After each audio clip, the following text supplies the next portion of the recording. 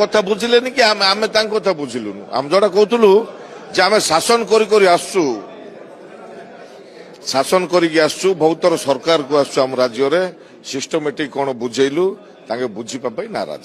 ବର୍ତ୍ତମାନ ମୋ ସହ ଅଛନ୍ତି ରମେଶ ଜେନା ଯେ କି କଂଗ୍ରେସର ବରିଷ୍ଠ ବିଧାୟକ ନେତା ମଧ୍ୟ। ରମେଶ ଭାଇ କଣ କହିବେ ଆପଣ ଆଜି ସସ୍ପେଣ୍ଡ ହେଇଗଲେ କାଲି ଆପଣ ଥିଲା ଆଜି ସସ୍ପେଣ୍ଡ ହେଇଗଲେ। ଶୁଣନ୍ତୁ ଏଇଟା ଗୋଟେ दुर्भाग्यजनक कथा जे ओडिशा इतिहास केवे एमती हो जो प्रकार परिस्थिति 77 वर्ष पर